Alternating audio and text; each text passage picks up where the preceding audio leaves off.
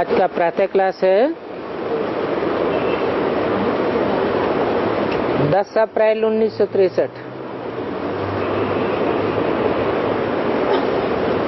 Record चला है मुझको सहारा देने वाले।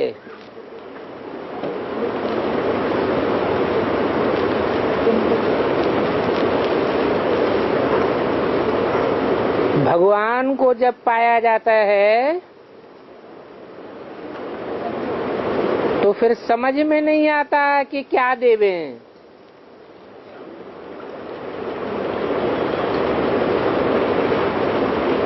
भक्ति मार्ग में तो बहुत कुछ फूल फल आदि देते रहते हैं, परंतु भगवान जब खुद आते हैं वो तो आकर के स्वर्ग की बादशाही देते हैं।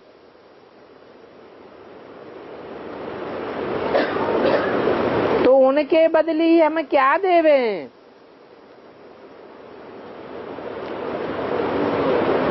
आगे तो राम कृष्ण साधु संत आदि सभी को भगवान समझते थे,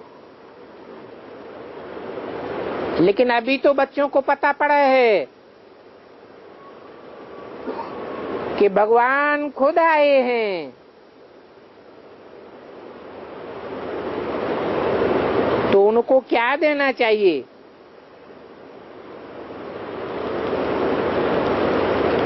जैसे वो बाप खुद सबको सब कुछ दे देते हैं, वैसे हम भी सब कुछ उनको दे देवे। सारा तन मन धन सब कुछ न्योछावर कर देवे।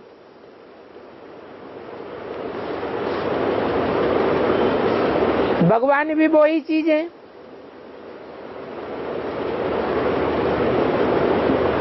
अर्थात जन्म जन्मांतर के लिए सुहाना तन देते हैं, निरोगी तन देते हैं, मन देते हैं और अति चार धन देते हैं। जो तुम देते हो वही तो भगवान देते हैं।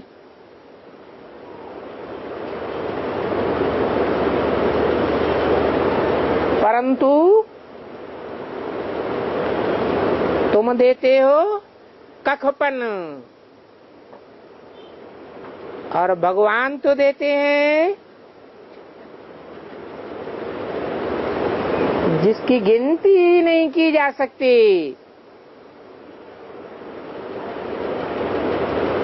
और जो भी देते हैं वो एवरीथिंग न्यू देते हैं।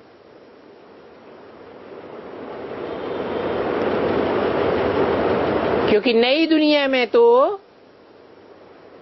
तन मन धन आदि सब नया मिल जाता है। इसलिए ये सौदा मशहूर है। परंतु भक्त लोग ये जानते नहीं हैं कि भगवान किसको कहा जाता है।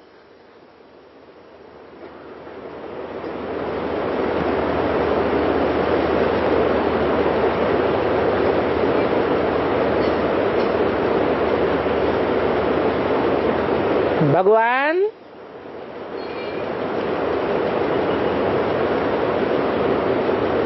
भाग्यवान को कहा जाता है।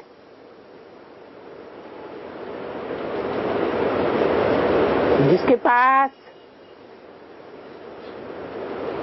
बहुत धन हो,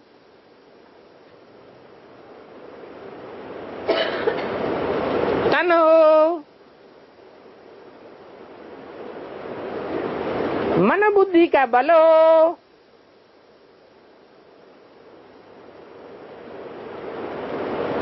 वो तो सुप्रीम है ना।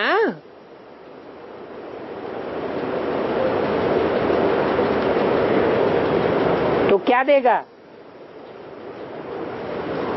जन्म जन्मांतर के लिए भाग्यशाली ही बनाएगा ना।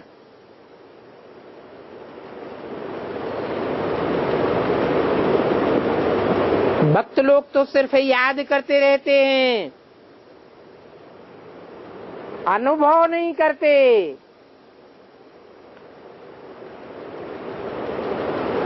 कि भगवान क्या चीज है, हमको क्या देते हैं।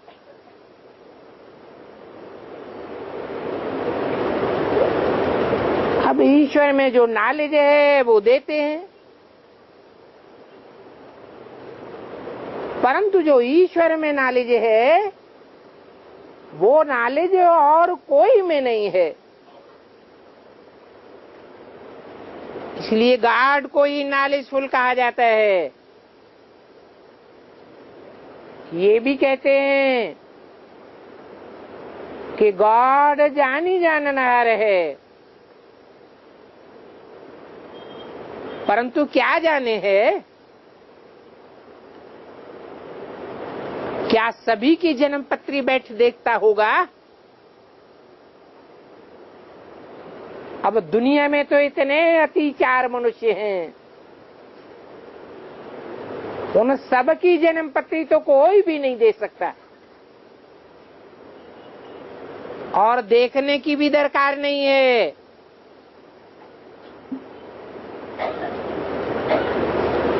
वो तो गॉड फादर है,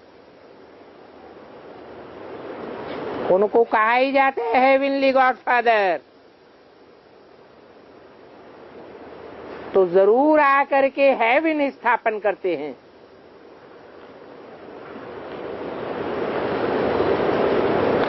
और हेल को पलट करके हेवन स्थापन करते हैं।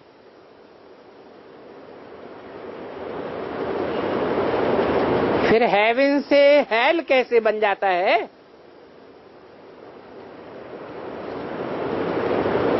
ये बात भी तुम बच्चे जानते हो।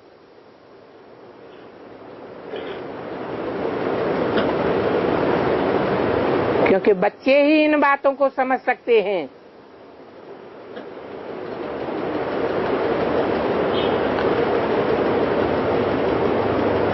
भगवान है तो भगवान के बच्चे भी उतने ऊंचे ठहरे, और कोई मनुष्य को ये बातें समझ में नहीं आ सकती।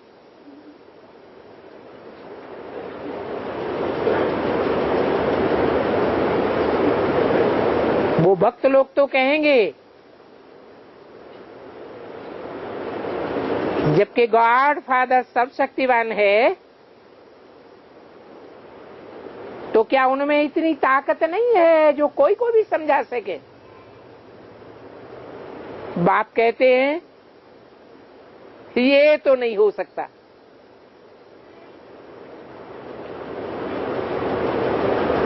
अगर सभी समझ जाएं फिर तो सारा ही स्वर्ग भर जावे।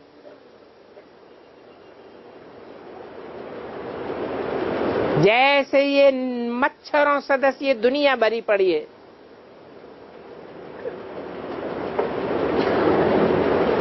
परंतु स्वर्ग में तो लिमिट है। क्या लिमिट है? लिमिट है कि जो स्व स्थिति में जाने वाले हैं वो ही स्वर्ग में जावेंगे।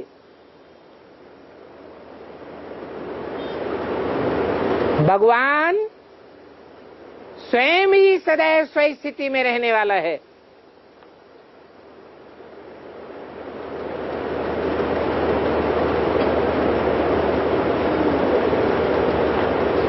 तो बच्चों को भी सदैव स्व स्थिति में रहने वाला बनाता है।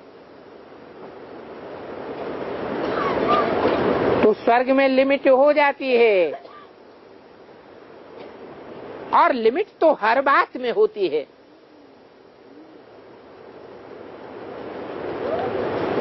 तो स्वर्ग में सभी नहीं जा सकते। सभी मनुष्यों को अथवा सभी धर्म वालों को वहां जाना ही नहीं है।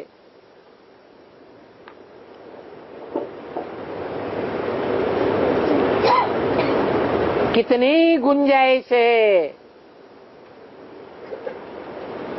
मनुष्य समझते हैं वो तो बुद्धिमानों की बुद्धि है, तो फिर वो क्यों नहीं किसी को समझा सकते। परंतु नहीं, ये तो बनाया बनाया ड्रामा है। इस ड्रामा में सभी को अपना अनादि पार्ट मिला हुआ है।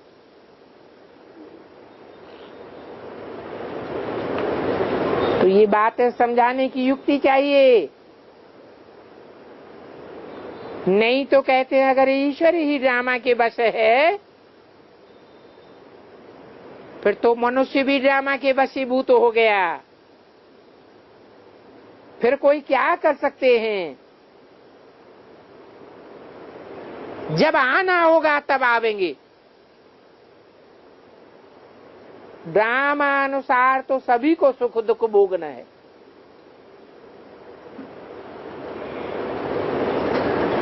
फिर हम पुरुषार्थ ही क्यों करें।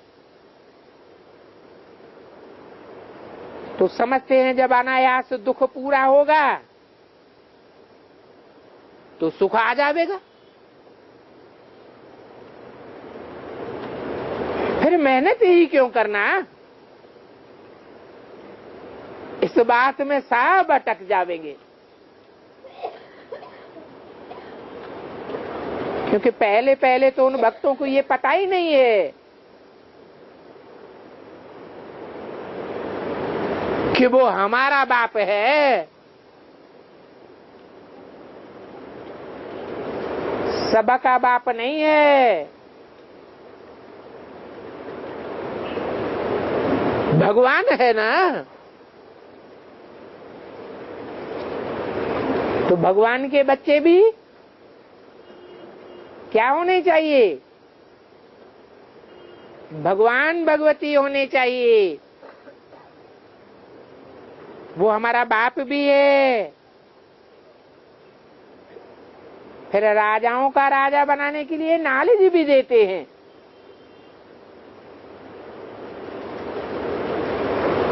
कौन सी नॉलेज देते हैं।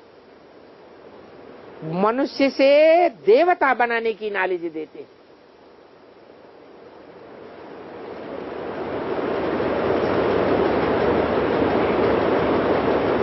और देवताएं भी तो 33 करोड़ हैं।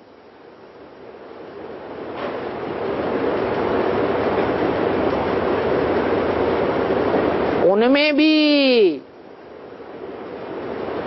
एक जैसे तो नहीं है। कोई बड़े देवताएं हैं, कोई छोटे देवताएं हैं। इसलिए कोई की कम पूजा होती है, कोई की ज्यादा पूजा होती है, कोई की सार्वभौम में पूजा है।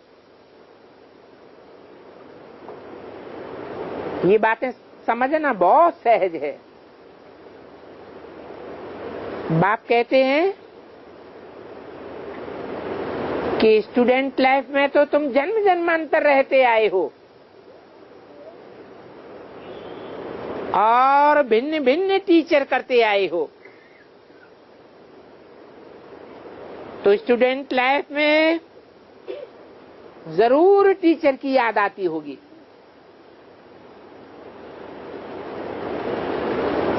परंतु इस दुनिया में वो टीचर्स तो बदलते रहते हैं, बल बदलते रहते हैं, फिर भी वो टीचर्स तो याद रहते हैं ना। परंतु देखो यहाँ कितनी माया प्रबल है। यहाँ आदि से लेकर के अंत तक एक ही टीचर है।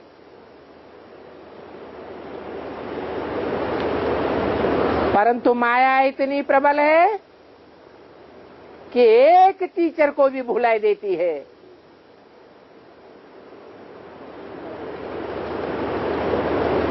और कितनी नॉलेज देते हैं ये भी जानते हैं कि भगवान पढ़ाते हैं मनुष्य को देवता बनाने के लिए।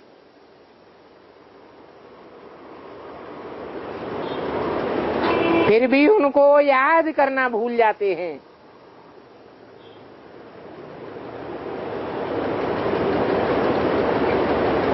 सो देवता माने स्वर्ग का मालिक, उसको कहते हैं ऊंचते ऊंचे देवता। गाया भी जाता है देव देव महादेव।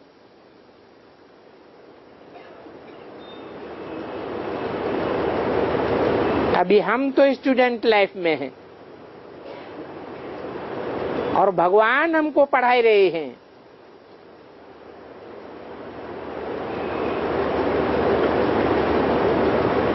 हमारी लाइफ ऊंचते ऊंचे स्टूडेंट की लाइफ है। पढ़ाने वाला भी ऊंचते ऊंचे है, नॉलेज भी ऊंचते ऊंचे देते हैं और मर्तबा भी ऊंचते ऊंचे देते हैं। उन स्कूलों कॉलेजों में पढ़ते हैं तो मर्तबा क्या मिलता है? इंजीनियर बन जावेंगे, डॉक्टर बन जावेंगे,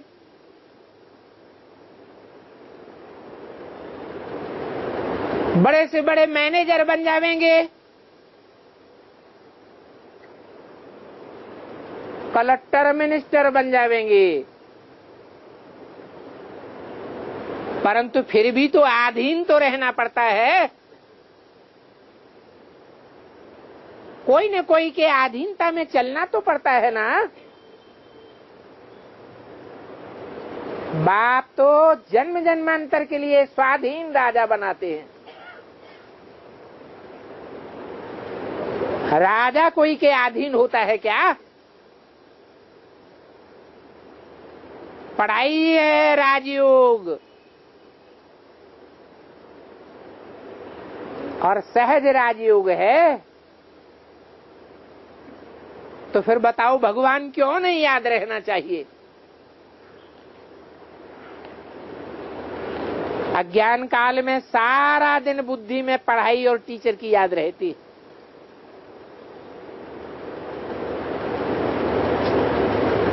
फिर यहां क्यों भूल जाते हैं? तब बाप कहते हैं अहो मम माया,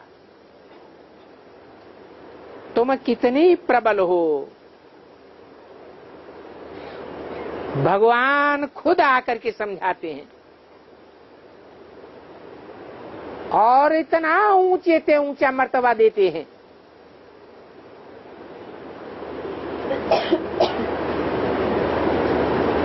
कितना महान तुम्हारा कैरियर बनाते हैं। जो जन्म जन्मांतर तुम्हारी पूजा होती रहती है, ऐसे भगवान टीचर बाप को तुम क्यों भूल जाते हो?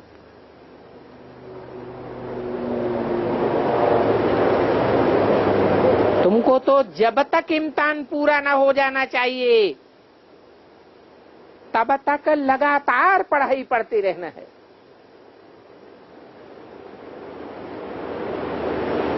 अच्छा समझो, बाप को भूल जाते हो,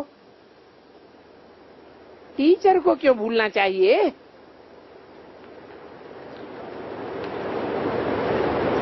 अंदर ही अंदर सदैव अपन से बातें करनी चाहिए। हमको ऐसा बाप, ऐसा टीचर क्यों भूल जाता है? इस बात पर गहराई से गौर करना चाहिए।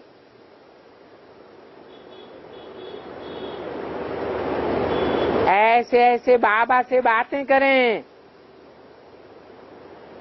इन बातों पर गौर करें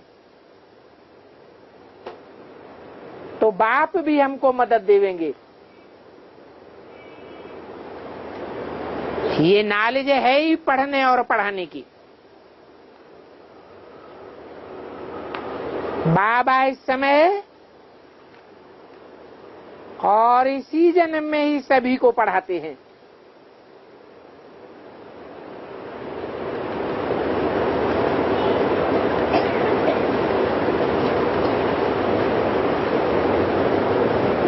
वो टीचर भी है और बाप भी है वर्षा देने वाला। सभी को कम से कम एक जन्म की जीवन मुक्ति का वर्षा जरूर देते हैं।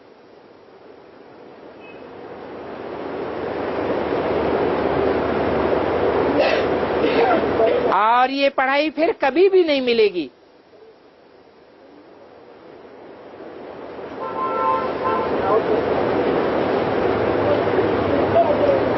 ये पढ़ाई है राजयोग की, और ये है ही सतयुग के लिए। हर आत्मा को अपनी सतो प्रधानता की स्टेज से गुजरना ही है।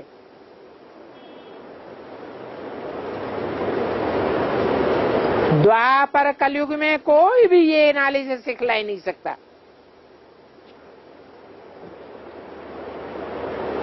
अगर मान लो सिखला वे भी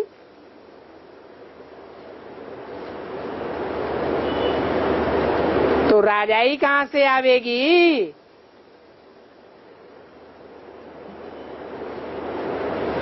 अभी तो बाप जन्म जन्मांतर की राजाई के संस्कार यहां बरते हैं।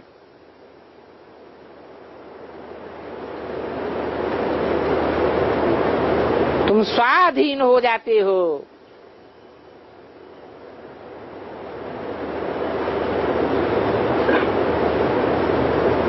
इंद्रियां पूरी कंट्रोल में हो जाती हैं।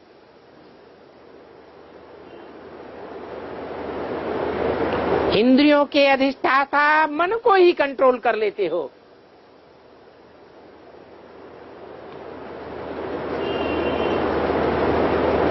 उन्होंने तो दिखाया है सिर्फ एक शंकर को कि हाई जंप लगाते हैं और बैल को कंट्रोल कर लेते हैं।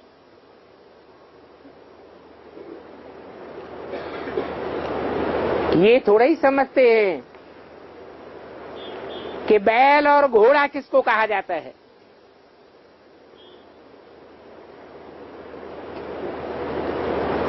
दस इंद्रियां प्रधान है। उन इंद्रियों से भी परे स्टेज में रहने वाला, उन इंद्रियों को भी कंट्रोल करने वाला ये मन रूपी घोड़ा है।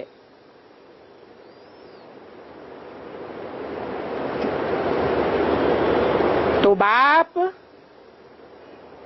तुमको इंद्रियों की कंट्रोलिंग पावर सिखाते हैं। दुनिया में तो ये पढ़ाई कोई किसी को पढ़ाई नहीं सका। भले वो टीचर पढ़ाते जरूर हैं और उन पढ़ाने वालों का नाम ही एक ही होता है। वो नाम कोई बदलता थोड़े ही है। और ये गीता का ज्ञान भी भगवान ने दिया है, परंतु नाम है, नाम का क्या किया? नाम बदल देते हैं।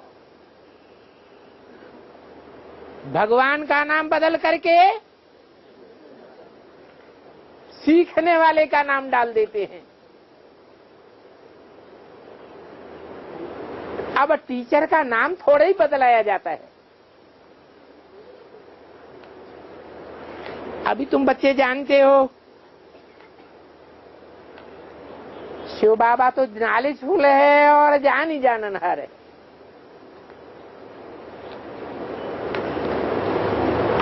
वो वहां बैठे भी जानते हैं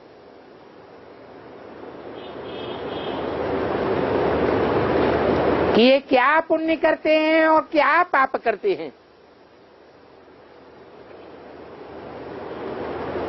मनुष्य तो समझते हैं कि पाप करने से परमात्मा पाप का फल देते हैं और पुण्य करने से परमात्मा पुण्य का फल देते हैं।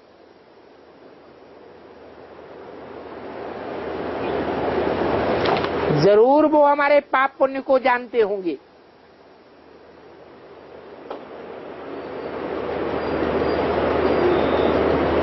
इसी को नॉलेज कहा जाता है।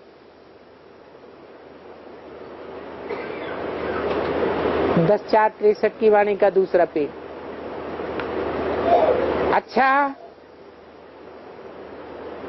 इसे जानने को ही नॉलेजफुल कहा जाता है, तो फिर उनको ब्लिसफुल, रहमदिल क्यों कहा जाता है?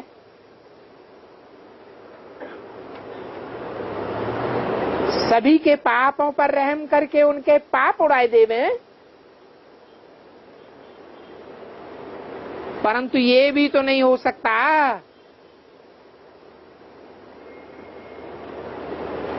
कहते हैं मैं सभी पतितों पर इस समय ही आकर के रहम करता हूं।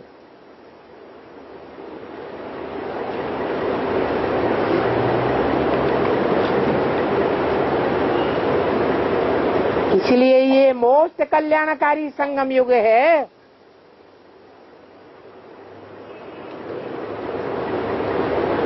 बरोबर पतित पावन नाम उनका ही है। और धर्मराज के रूप में सजा भी वो ही देते हैं।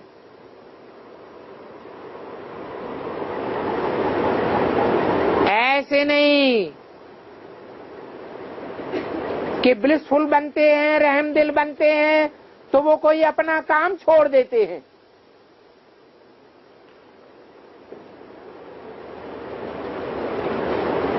सभी का हिसाब किताब चुकतू करने के लिए वो कयामत के समय आते हैं। वो भी दिखलाया हुआ है कि मैं कैसे सजाएं देता हूं।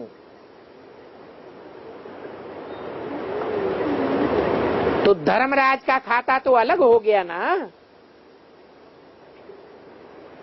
अभी बच्चों ने तो जान लिया है कि वो ही गॉड फादर बाप है और वो सदगुरु भी तो है।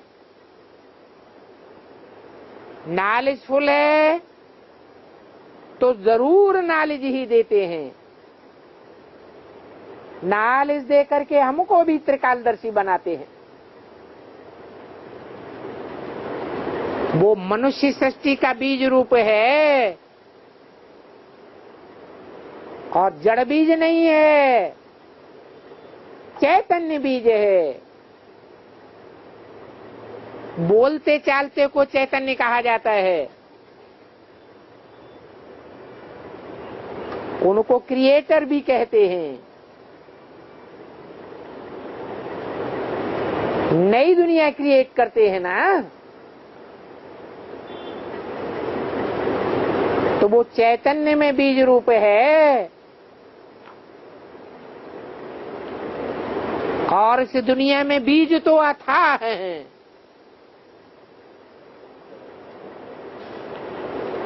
जानवरों के, पक्षियों के, कीड़े मकोड़ों के अथाह बीज होते हैं।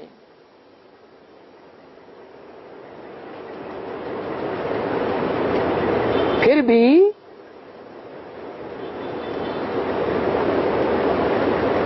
जीनोलॉजिकल ट्री तो कोई पहले एक ही होगा ना। और उसका बीज भी कोई एक ही होगा।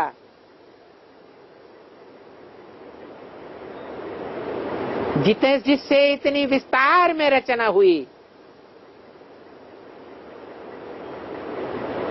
तो ये सभी विस्तार की बातें भी बाप बैठ समझाते हैं। और ये बातें मनुष्य ही समझ सकते हैं, जानवर तो नहीं समझेंगे।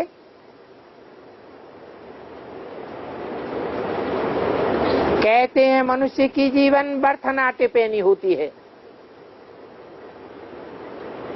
क्योंकि मनुष्य की तो चमड़ी भी काम में नहीं आती है और जानवरों की तो चमड़ी भी काम में आ जाती है।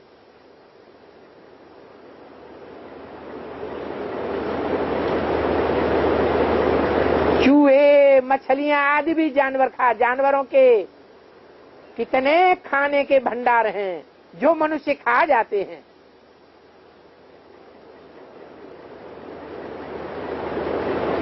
मनुष्य की तो चमड़ी भी काम में नहीं आती।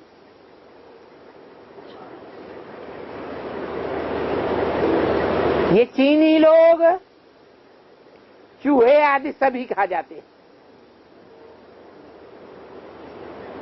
मनुष्य का मांस तो कोई भी नहीं खावेंगे। एक दो का मांस नहीं खाते हैं।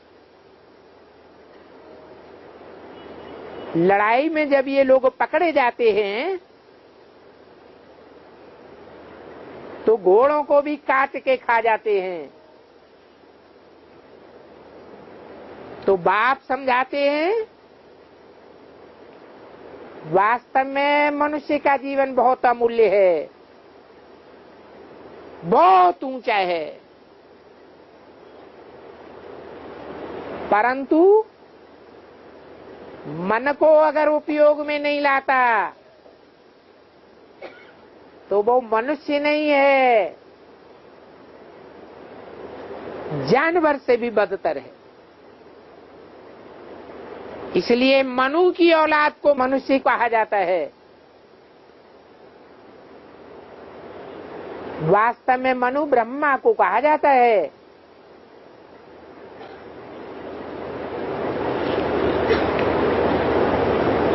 बाप आकर के ब्रह्मा का आधार लेते हैं। तो जिस मनुष्य में ये ज्ञान नहीं होता तो वो किसी काम का नहीं। मनुष्य होते हुए भी जानवर से भी बदतर। नॉलेज बिगर मनुष्य बर्थ नाटे पेनी है, दुखी ही दुखी हैं। पहले हम भी तो दुखी थे ना। एकदम कौड़ी मिसल बुद्धि बन गई थी। कहाँ हीरे जैसा मनुष्य है और कहाँ कौड़ी जैसा मनुष्य।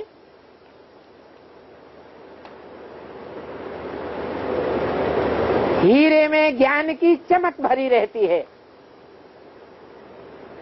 चमकता ही रहता है। कौड़ी जैसे मनुष्यों की बुद्धि कौड़ी में ही भ्रमती रहती है।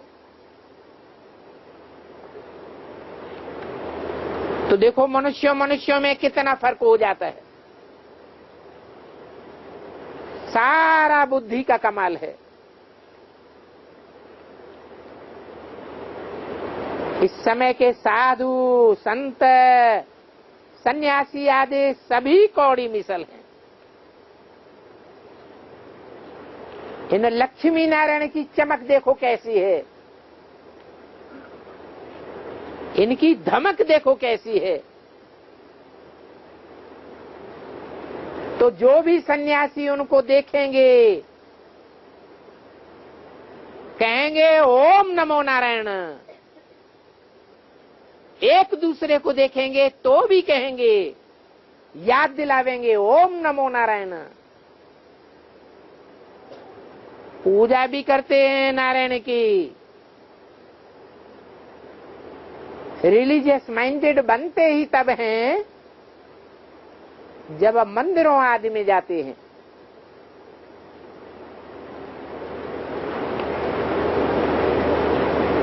नफरत आती है। सन्यासियों के झाड़े के होंगे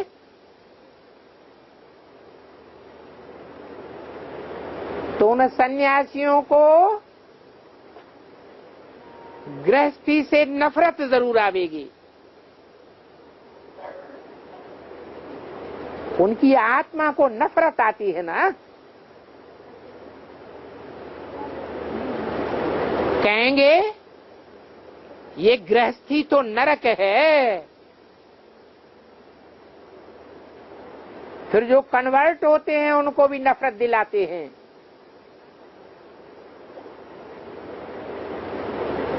परंतु तुम बच्चे तो नफरत करते हो पुरानी दुनिया से।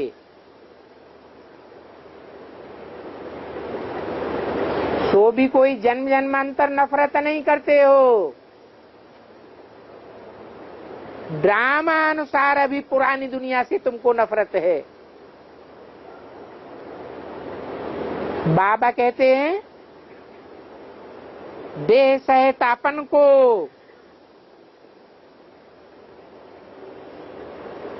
तथा ऐसा सारी छी दुनिया को भूल जाओ और माम एकम याद करो।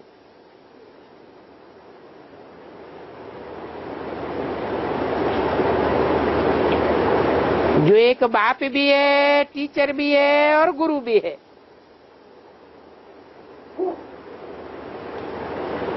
थ्री इन वन, तीनों प्रकार के फोर्स वाला है। फिर भी बताओ तुमको उनकी याद क्यों नहीं ठहरती? ये तो बड़ा बंडर है। बाबा कहते हैं कि मैं भी भूल जाता हूं। तीनों रूपों में याद करना बड़ा मुश्किल है। वो बाप, टीचर है, गुरु है, ये सदैव याद करते रहने से सदैव खुशी का पारा चढ़ता रहेगा।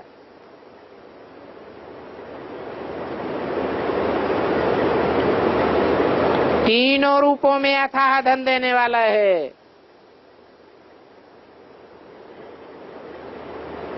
टीचर के रूप में बहुत देते हैं, फिर गुरु के रूप में भी बहुत कुछ देते हैं। तो ऐसे बाबा की याद क्यों नहीं ठहरती है? ये भी जानते हैं उनको भूलने से ही हम आधा कल्प दुखी हुए हैं। फिर अभी आधा कल्प के लिए बाप, टीचर, सदगुरु हमको दुख सुख देने के लिए आए। पूरा आधा कल्प के लिए सुखी बनाए देते। फिर भी ऐसे बाप की मत पर क्यों नहीं चलते हो? बच्चे बाप से पूछते हैं बाबा हमको याद क्यों नहीं ठहरती? जबकि हम जानते हैं वो हमारा बाप भी है, टीचर भी है, सदगुरु भी है और धर्मराज भी है।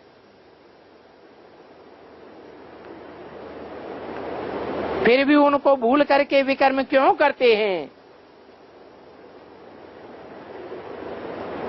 किसी को हम दुख क्यों देते हैं?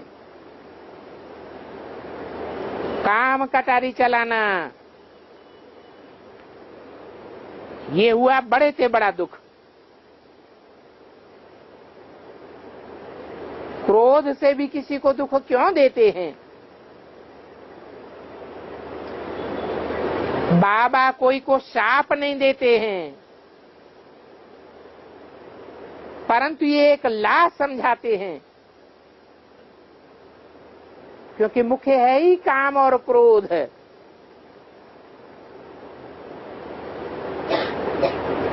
महावैरी हैं, इनकी बहुत संभाल करनी है। अबलाओं पर अत्याचार होते हैं, वो अत्याचार भी क्रोध से होते हैं। काम कटारी चलाना और क्रोध करना, इन बातों से ही दुख होता है।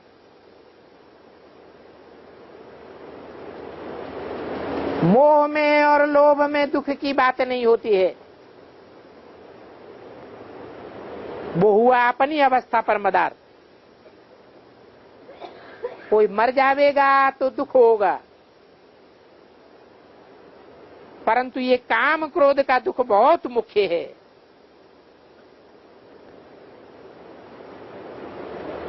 इसकी दिल को रंजमय नहीं करना चाहिए। बाबा कहते हैं तुम कोई को काम कटारी से मारेंगे तो तुम भी दुखी होकर के मरेंगे और सजा भी बहुत पावेंगे और अपना नाम भी बहुत बदनाम करेंगे, अपने बड़ों को भी बदनाम करेंगे। इसलिए बाबा बार बार समझाते हैं किसी भी को भी दुख न दो, नहीं तो अंत में दुखी होकर के मरेंगे। बल स्वर्ग में तो सब आवेंगे परंतु पद बहुत नीचा हो जाएगा। ये सावधानी सभी बच्चों को दी जाती है। सावधानी देने के लिए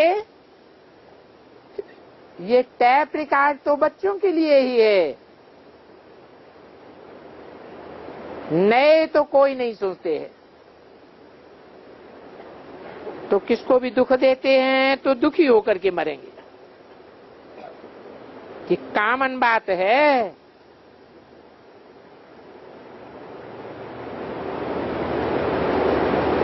दुख नहीं देंगे तो बैठे बैठे आराम से शरीर छोड़ देंगे। भले दुनिया में कितना भी विनाश बर्पा होता रहे परंतु अपनी अवस्था बनाए के रहेंगे। इस दुनिया में भी ऐसे बहुत साधु संत होते हैं जो बैठे बैठे शरीर छोड़ देते हैं। ये प्रैक्टिस की बात है, परंतु वो मन को कंट्रोल नहीं करते हैं, वो तन को और श्वासों को कंट्रोल करते हैं। तुम तो इंद्रियों के साथ साथ मन को भी कंट्रोल कर लेते हो।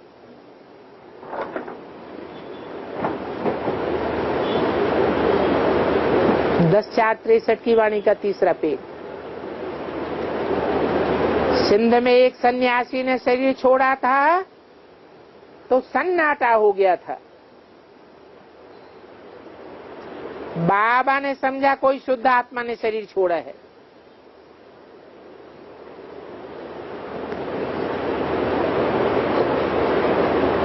क्योंकि वो तो अपन को ब्रह्मवास्मी समझते हैं, तो बड़े शांत में बैठते हैं, मुख से कुछ भी उच्चारते नहीं हैं, क्योंकि कुछ न कुछ उच्चारण करने से इतनी शांति नहीं फैलेगी। परंतु अपन तो जानते हैं कि हमको भी ऐसे बाबा की याद में बैठे बैठे जाना है, जैसे संदेशियां जाती हैं।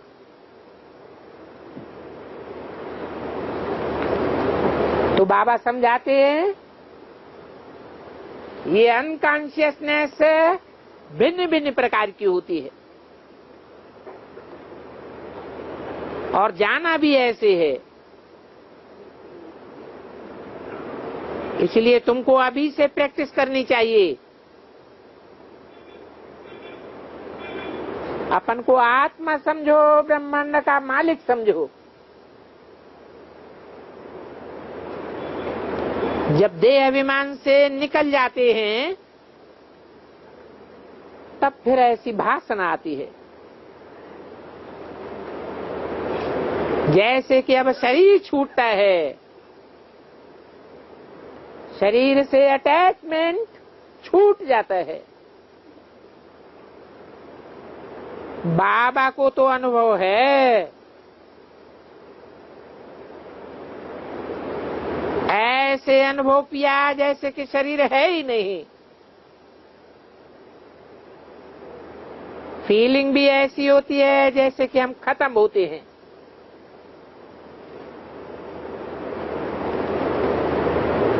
ऐसे अभ्यास में रहना है।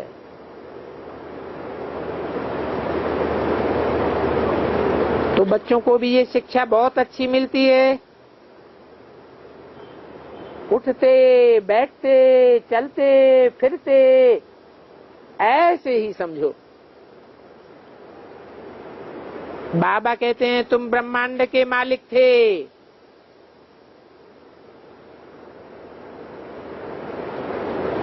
और तुम हमारे पास बैठे थे।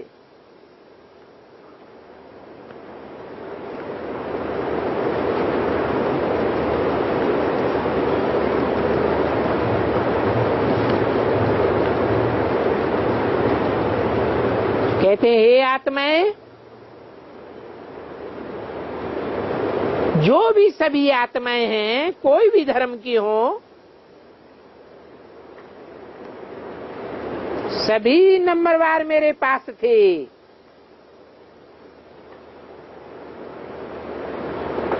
फिर मैंने उनको भेजा पार्ट बजाने के लिए।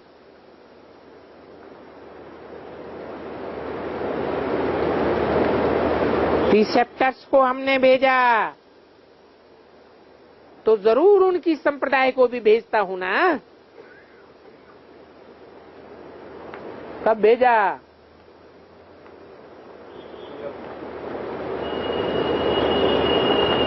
ब्रॉड ड्रामा की बात नहीं है, वो तो आत्मा में पार्ट जैसा भर जाता है, शूट हो जाता है, रिहर्सल हो जाती है। ब्रॉड ड्रामा वैसा ही पार्ट बजाती रहती। वहां भेजने करने की बात नहीं है। तो ये सभी बना बनाया ड्रामा है जो फिरता रहता है। बाकी मैं किसी को भेजता नहीं हूं। तो तुम सभी ब्रह्मांड के वासी हो।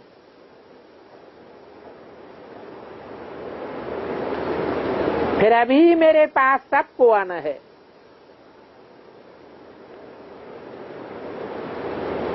तो क्यों न इस दुनिया से दिल उठाए लेनी चाहिए।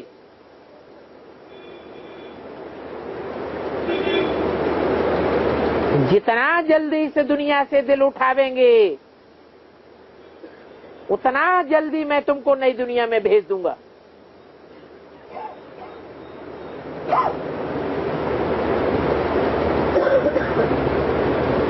अभी दिल लगाने का समय है कि दिल उठाने का समय है।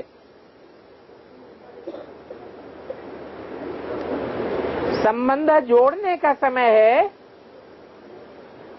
या बुद्धियोग से संबंध तोड़ने का समय है।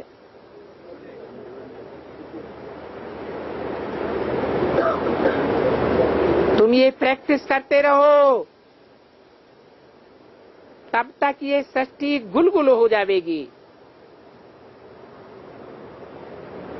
तुम मनुष्य से देवता बन जाते हैं ना।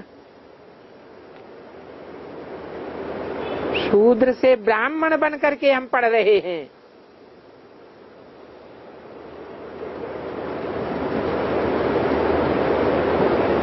फिर हम ब्राह्मण से देवता बनेंगे। बच्चे ब्राह्मण हो गए तो फिर बाबा के पास मुक्ति धाम में चले जाएंगे।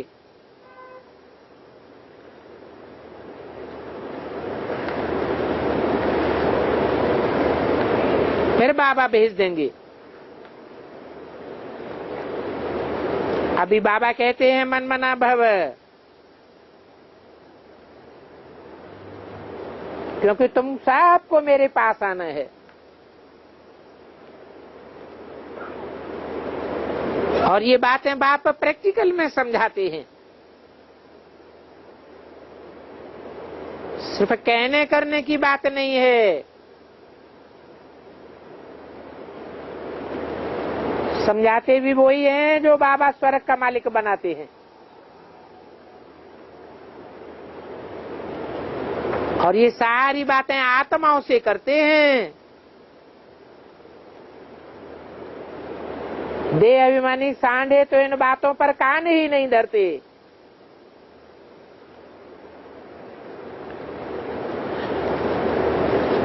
तो तुम जानते हो कि आत्मा ही दुख भोगती है, परंतु दुख सुख तभी भोगती है जब शरीर साथ में है। बाबा भी वहां शरीर दे साक्षात्कार कराए सजा भोगवाते हैं।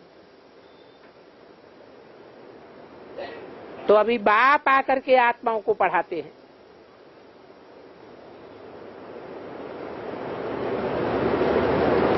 ये पढ़ाई बहुत वंडरफुल है।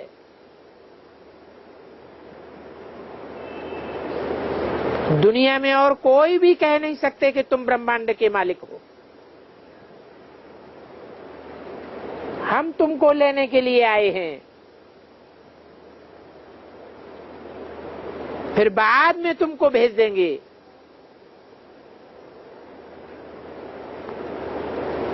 ये सारा है अपन के साथ पढ़ाई की बातें करना। मोस्ट बिलीवेड बाबा है, मोस्ट बिलीवेड टीचर है और मोस्ट बिलीवेड शिव सतगुरु है। तो ऐसे मोस्ट बिलीवेड को कितना याद करना चाहिए। बाबा तो कहते हैं जितना भी तुमको समय मिले एक दूसरे को अपनी करनी से, कथनी से, व्यवहार से, वाइब्रेशन से याद ही दिलाते रहो। बाबा ने सभी बच्चों को कह दिया है कि हमारी याद सबको दिलाओ। तो इस बात में भी तुम्हारा कितना फायदा हो जाएगा, और फायदा भी उनको होगा जो इन ज्ञान की बातों में रमण करते रहेंगे। अच्छा, मानो कोई को ज्ञान की धारणा नहीं होती है तो बाबा को याद करने से विकर्म तो विनाश होंगे, तुम सजाओं से तो बच जावेंगे।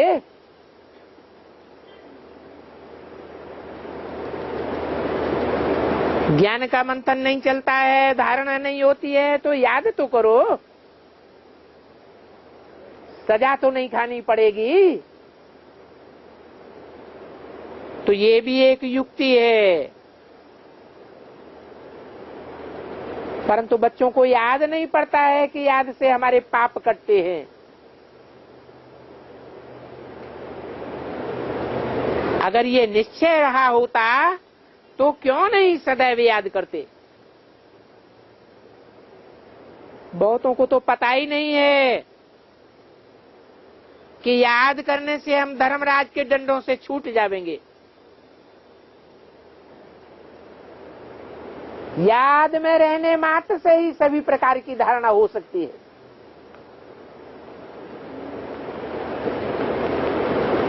सारा ज्ञान इमर्ज हो जाएगा अंत में।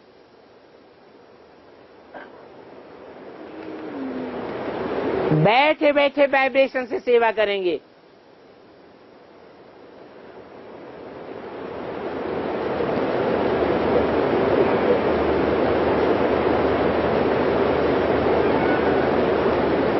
बाबा तुमको बहुत आगे बढ़ा देंगे।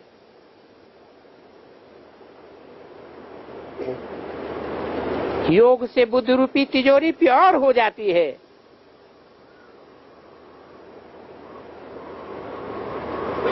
तो उस तिजोरी में सारा ज्ञान धन की धारणा होती है।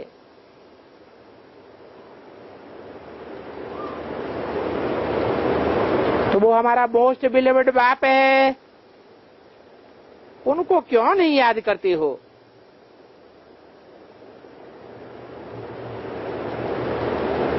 मुख्य तो वो है ही बाप, टीचर, सदगुरु। आगे के जमाने में कन्याएं पढ़ती नहीं थी, इसलिए उनका मुख्य संबंधी बाप और पति ही होता था। पहले गुरु भी नहीं करते थे। बाबा ये भारत की ही बातें करते हैं,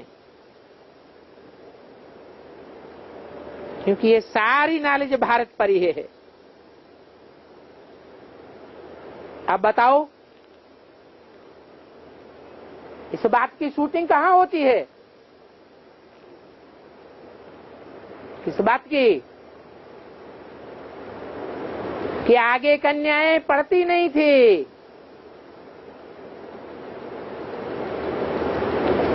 है? कैसे है? आगे कन्याएं पढ़ती नहीं, दुनिया की बात बताई, हद की बात।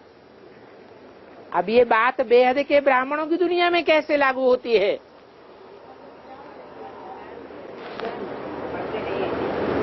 है? कन्या पढ़ती नहीं है? है? कम पढ़ती हैं? सरेंडर कन्याएं कम पढ़ती हैं। बाबा बोलते हैं वैसा मान लेती हैं। बहुत अच्छा कहते हो।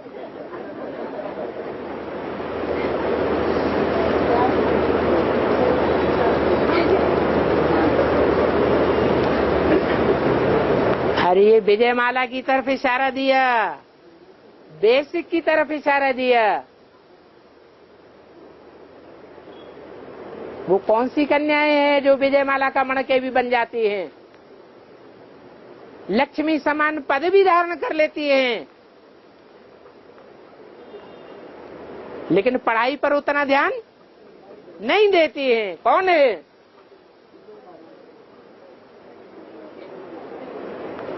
विजयमाला की ऐड और उनके सारे फॉलोअर्स ही।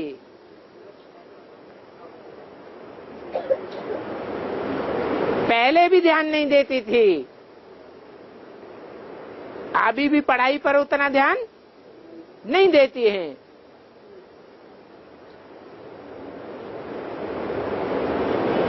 तो ये सारी बात भारत पर है, जगत के ऊपर नहीं है। भारत माता शिव शक्ति अवतार कहा जाता है, जो अंत का नारा है। जगत माता नहीं कहा जाता है।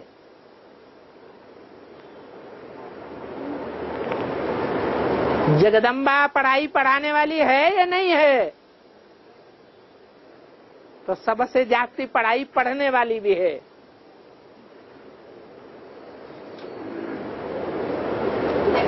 परंतु जगदम्बा की मूर्ति बहुत छोटी बनाई जाती है।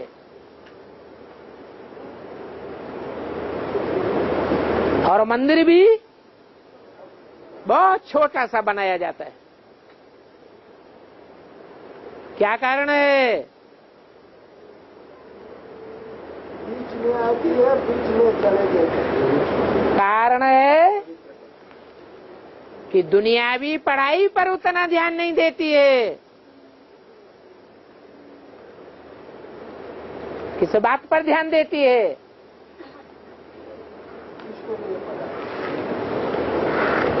सारा मदार प्योरिटी पर है।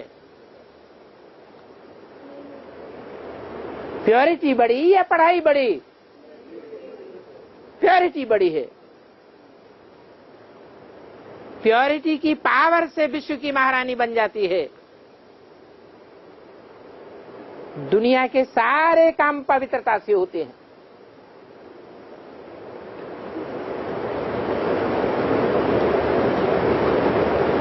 देव आत्माओं को भी देवियों का सहारा लेना पड़ता है।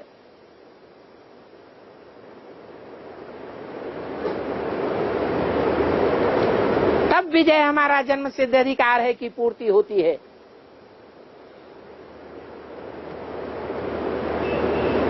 तो बाप कहते हैं हम दूसरे धर्मों को फॉलो क्यों करें? भारत माता को फॉलो करने चाहिए। या जगत को फॉलो करने वाली जगदम्बा को फॉलो करना चाहिए?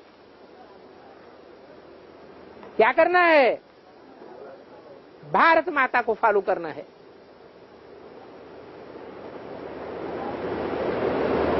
हमारा तो मोस्ट बिलीवेड देवता धर्म है, परंतु अकेला देवता धर्म नाम है या देवी देवता धर्म नाम है?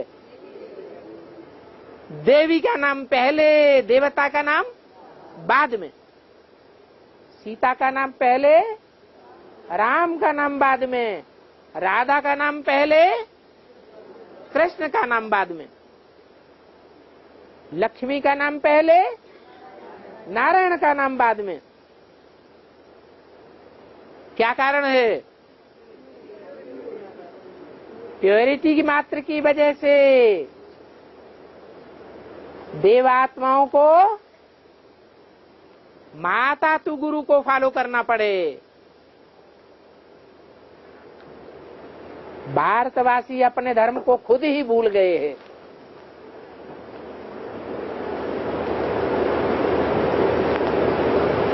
हिंदू धर्म कहने से कोई टेस्ट नहीं आता है, नाम मात्र दे दिया है हिंदू। हम हिंसा को दूर करने वाले हैं। जो हिंदू हैं अपन को हिंसा को दूर करने वाले हिंदू कहते हैं, वो कन्याओं माताओं की और ही जास्ती हिंसा कर रहे हैं या हिंसा कर रहे हैं? है? भारत में और ही जास्ती कन्याओं माताओं की हिंसा होती है। कन्याओं माताओं को स्वाधीन बनाया हुआ है या आधीन बनाया हुआ है? स्वाधीन बनाया हुआ है, आधीन बनाया हुआ है। तो समझना चाहिए हम गॉड गॉडेस धर्म के थे, देवी देवता धर्म के थे, परंतु ये कोई को भी याद नहीं रहता है।